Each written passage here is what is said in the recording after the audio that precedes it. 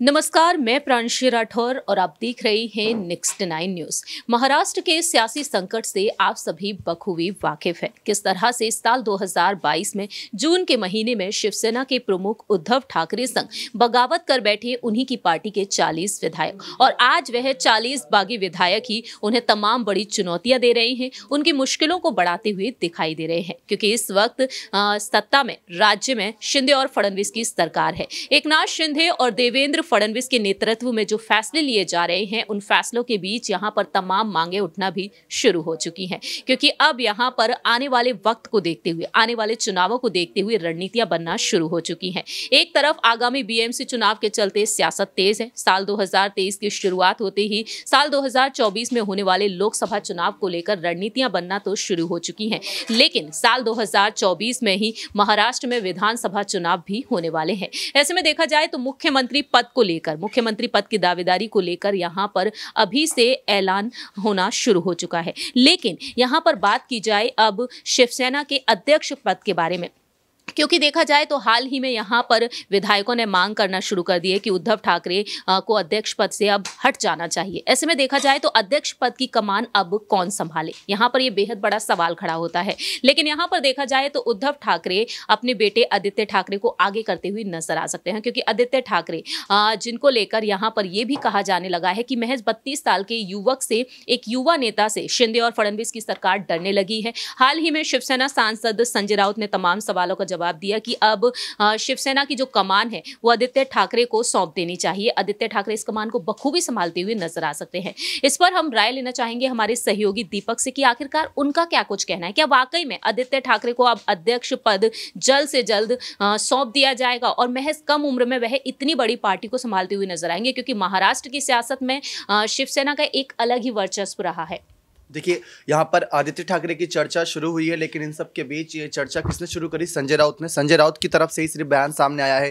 बागी विधायकों के रुख को देखें तो उन्होंने शुरुआत से ही शिंदे के यहाँ पर जो समर्थन में ठाकरे परिवार के खिलाफ ही बातें करी है।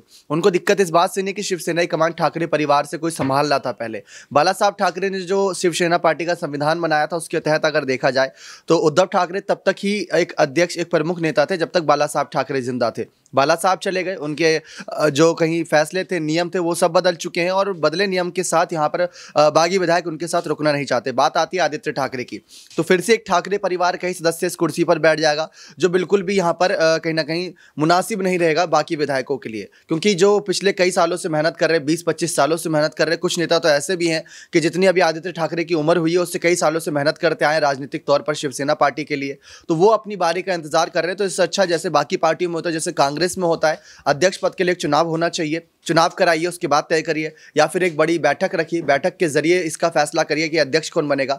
बात आदित्य ठाकरे के इसलिए आ रही क्योंकि उद्धव का नेतृत्व खराब था। आदित्य युवा है और युवा मोर्चा संभालते आए हैं, बड़े पद भी उनको मिले, उन्होंने काम अच्छा करके दिया था, लेकिन कई सारे मामलों में फंसे भी थे वो। सवाल यहाँ पर दीपक ये भी बनता है कि रश्मि ठाकरे का नाम मुख्यमंत्री पद की दावेदारी के लिए कहीं ना कहीं आगे किया जा सकता है, और साथ ही साथ जब उद्धव ठाकरे बीमार रहे थे अपनी सरकार के दौरान, उस वक्त रश्मि ठाकरे पर्दे के पीछे रहकर अहम भूमिका निभाई थी। तो क्या संपादकीय पद पर भी वह रह चुकी हैं, तो क्या रश्मि ठाकरे ही इस पद पर नजर आ सकती है या फिर अपने बेटे को ही आगे करेंगी वह? देखिए, अगर बात आती है रश्मि ठाकरे की, तो रश्मि ठाकरे एक आखिरी ऑप्शन बचता है। जब उद्धव ठाकरे फेल हो गए, शिंदे ने बगावत कर दी, संजय राउत इस लायक है नहीं कि उनको आगे किया जा सके, सांसद के तौर पर बढ़िया कुर्सी संभाल रहे हैं।